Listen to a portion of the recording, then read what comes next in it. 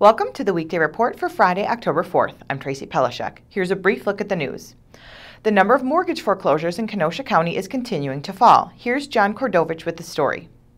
Mortgage foreclosures reached a peak in Kenosha County of about 1,350 about 3 years ago. The trend is downward now, and if it continues, the number of mortgage foreclosure filings probably will be about a third less than that this year.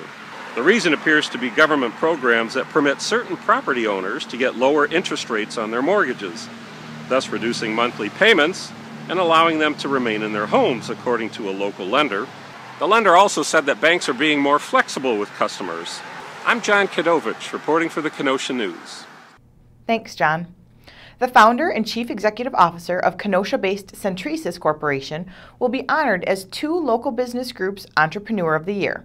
Michael Copper launched the company in Libertyville, Illinois in 1987, growing it into a business that now does $80 million in annual sales. The company manufactures centrifuges that are used to separate liquids and solids.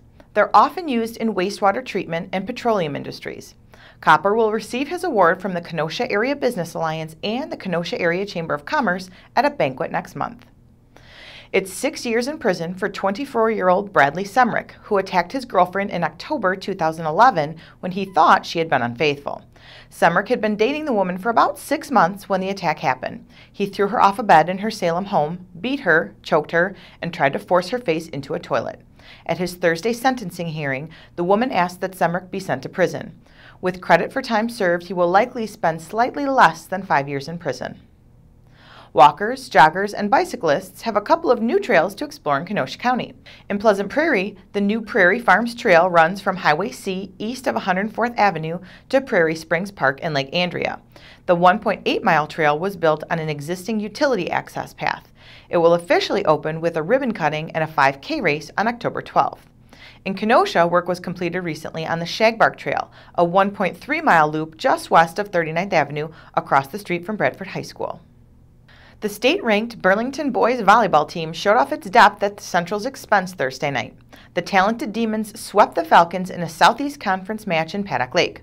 Burlington, ranked third in the Wisconsin Volleyball Coaches Association state poll, played without senior outside hitter Nolan Reuter, an all-state selection who sat out with an ankle injury. What's trending today? Is the federal government shutdown hitting home for you or anyone you know in the Kenosha area? If you're a federal employee in the area who's furloughed by the shutdown, tell us on our Facebook page. Up next is Terry Flores with Voices on the Street.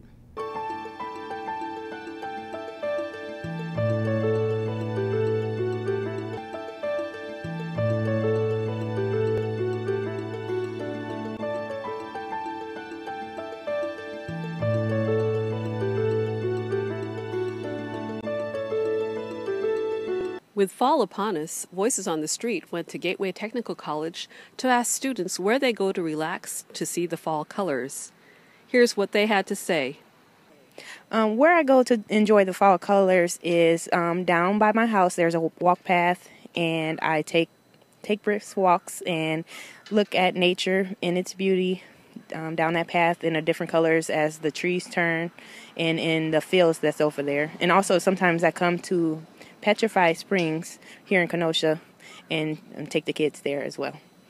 I actually live right next to Park High School, and there is a golf course that has beautiful trees when you drive through it, and then what they call Dead Man's Curve. If you go through there, it is like a wonderland of fall. I love going to Pets and just walking the trails for a long time. For the Kenosha News, this is Terry Flores. Thanks, Terry. Now here's a look at what we're working on today. Hispanic community leaders are expecting to meet with the Kenosha Unified School Board to discuss their concerns about a lack of Hispanic administrators in schools and at district headquarters. Terry Flores is checking into that. And Terry has this week's Sunday Choice Package, a look at the rise of bilingual employees at Kenosha area workplaces. Pick up a copy of the Kenosha News and check kenoshanews.com for all the details on these stories and more. I'm Tracy Pelishek with the Weekday Report.